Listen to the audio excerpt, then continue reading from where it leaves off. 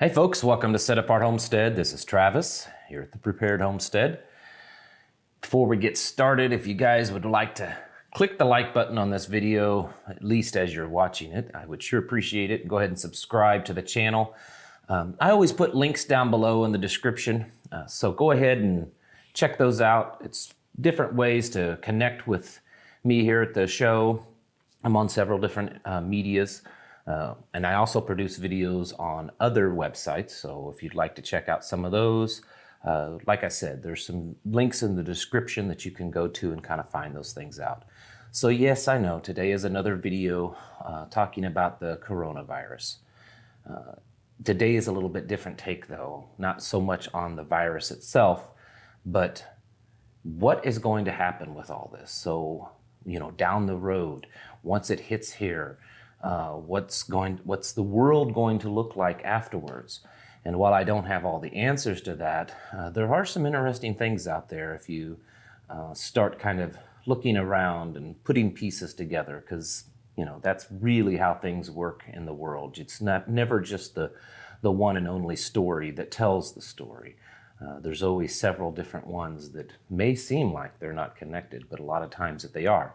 I was watching Glenn Beck, which I don't watch too often, but saw a video that he had posted on YouTube, and I'll try to leave a link to that one below if you'd like to go watch it.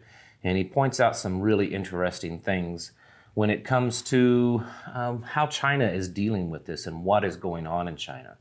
Remember that they're a communist country. They're very closed off.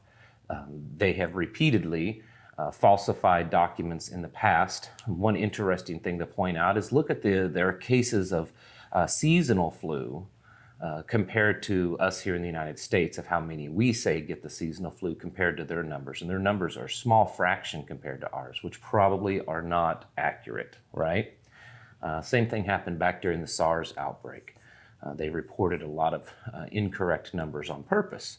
So I don't think that the information that they're officially putting out is accurate in any way. And so a lot of people kind of start wondering, including myself, of, well, what's really going on? Like, what is their true motive?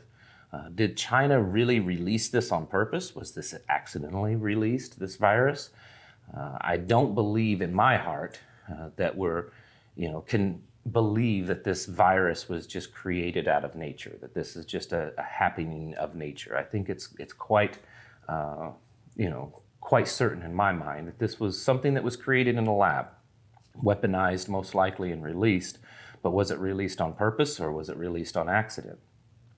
The one thing to remember is that above all, China's most important focus is on the furtherance of China, upon world domination, upon increasing what China can control. That is their main focus. They're not too worried about the people.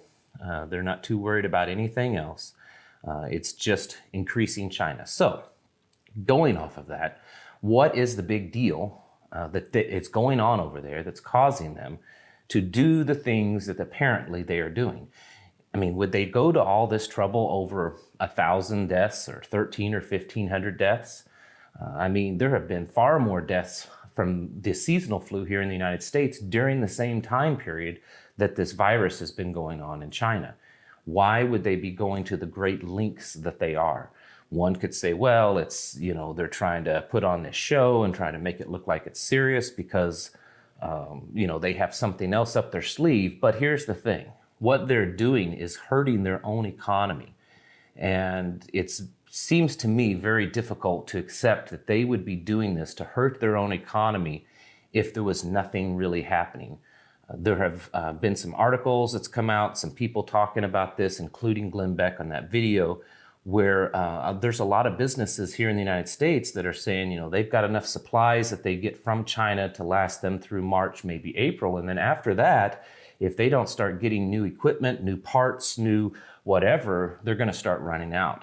And it's because the factories are being shut down. They're, in so many places. Now they've quarantined Beijing, their capital. So what is really going on that they would go to these great lengths to quarantine people, to shut government down, to shut businesses down, shut schools down, which makes me believe that this virus is much bigger than what they're saying. And I think most of us probably already accept that. That this is much greater and grander than what is being told, even here in our own government. I noticed this morning before making this video that there was a 15th case confirmed here in the United States down in San Antonio, Texas. So it is seeming to start to spread, although very slowly, and most likely including, and this isn't just my opinion, there's other health officials that have said this, that most likely there are several more cases in the United States. These are just the ones that we know about, that we can confirm, and that's assuming that we believe the government's numbers anyways. But what about the aftermath or just during it? There's talk of quarantines. The U.S. government have asked the military to set aside some resources for quarantines, and the U.S. military, the DoD, has set aside 11 military bases for quarantines. Now, here's an interesting thing that Glenn Beck brought up in his video. To their knowledge, to Glenn Beck's knowledge, there's no laws in place that gives the military the authority to quarantine U.S. citizens. According to the Posse Comitatus Act, the military cannot be used against or to quarantine or to round up or to enforce any laws here in the United States. But yet it's happening. So are people just going to kind of sit by and ignore it and let it happen? Because there are already people under these quarantines in military bases. So there's an important kind of side note there to think about. But the military also announced yesterday that they are preparing for a pandemic outbreak here in the United States. So they're getting themselves prepared. The CDC seems to be doing the same thing. There have been roundtable discussions with Department of Homeland Security and in the Senate. So everything that seems to be going on in the government is kind of working towards this possibility of there being an outbreak. Even the World Health Organization and the CDC both have made statements indicating that they believe that this thing's here to stay for a while, and we will most likely see some outbreaks here in the US and in other countries. So what does that mean for us? As those folks that are in the preparedness community, that try to live self-sufficient, that try to stand on our own, that believe in independence, that believe in freedom. Is this virus just that? It's just a virus that could get someone sick and possibly end in a fatality? Or is there something more nefarious going on, or some things that are going on that could happen because of it that we need to be worried about? And I think that's where a lot of my focus is. Yeah, I think that there's a potential for this virus to infect and to even kill a lot of people worldwide. It's showing every indication that it could be that. But I don't think that it's big enough of a virus to really, cause a lot of, long-term damage to humanity. I think that we can get past this.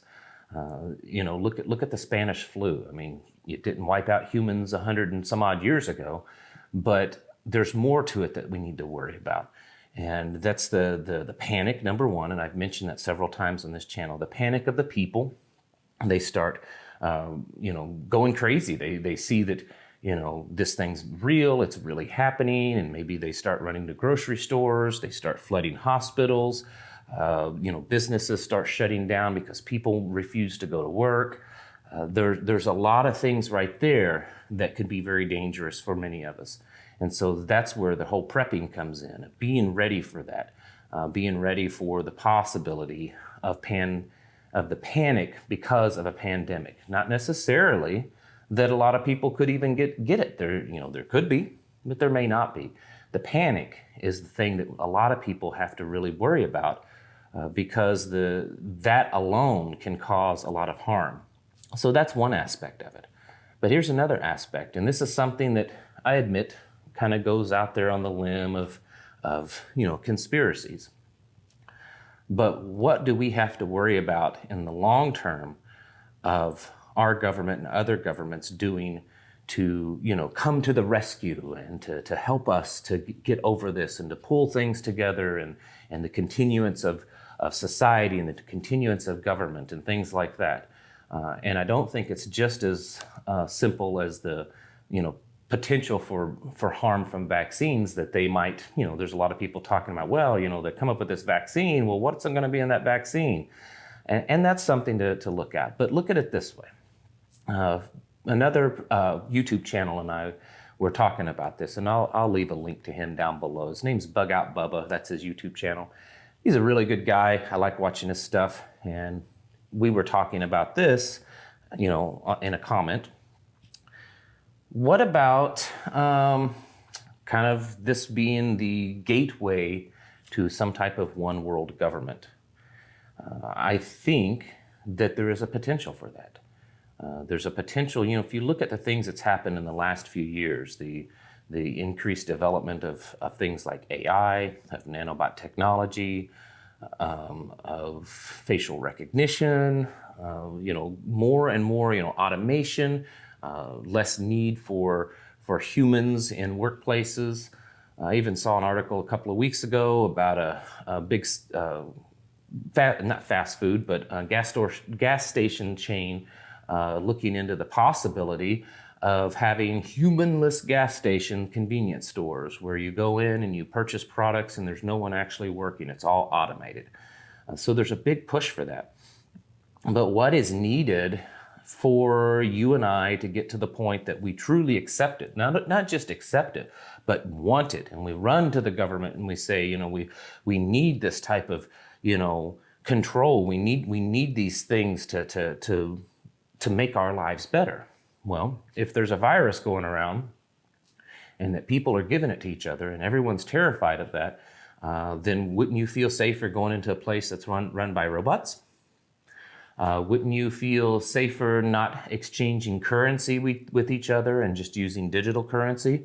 Here's something on that, an article that came out a couple of days ago, that China has filed over 80 patents in its attempt to push for digital money. This is something that China is really pushing for, is converting everything to digital money. Well, wouldn't that be really easy? You don't have to worry about the transfer of germs and viruses on currency. We all know how dirty money is. Just do digital money. Another one, China is pushing to be the world leader in artificial intelligence by the year 2030. They're really big on the social credit scores of closed caption TV surveillance cameras, and the development of the software for that and the hardware. 5G networks, they're kind of the world leader in 5G. So there's a lot of things kind of in that area, and think about it, folks. I know this kind of sounds crazy, but think about it. If everyone's terrified that they're going to get this deadly virus that could wipe them out, wouldn't you feel more comfortable not being in a place or a situation where you could contract that from another person? So instead, we put a robot in, we put some kind of artificial intelligence, people that, could be the carriers and going around and passing it around. Well, now we have cameras watching them and we can pick them out like, oh, well, this person's got the virus and this person's not wearing a mask and this person's coughing on someone and not using, proper sanitation, things like that, and hygiene. You don't have to use currency any longer. You don't have to worry about taking money from someone because that's got some virus on it. You just, use your phone and transfer money. These are things that, while sound a little on the edge, I don't think they're too far-fetched. If we look at things like, say, 9/11, what happened after 9/11? The Patriot Act. Things were passed in the Patriot Act that just a few years earlier, most Americans would have never accepted. And even a lot of congressmen, representatives, they would have not supported that because there was some very draconian controlling laws and practices that the government was now allowed to do because of the Patriot Act. But there was this big scare of terrorism, right? And so whenever there's, whether it's a false flag or it's a legitimate danger, the government is always there to pass something new to come in and save the day, right? That's what they're known for. And here we have this virus that has the potential of creating a lot of havoc, of causing a lot of deaths, of shutting down financial industries, different businesses. So wouldn't it make sense that the government could potentially be the world's savior, whether it's ours or someone else's, or a joint effort by multiple governments to come in and kind of save the day by using all this advanced technology that exists. I mean, this technology exists. It's just getting the American people or the world's population to accept it in their lives. And that's always kind of been the thing. There was an article several weeks ago about the military be at the point, nearly at the point, and they probably already are, where they could actually use automated artificial intelligence robots in combat. But they said that they felt that it wouldn't be but for a couple of more decades or so before it would actually be put into practice, not because of the technology, but because the American people just aren't ready to see that.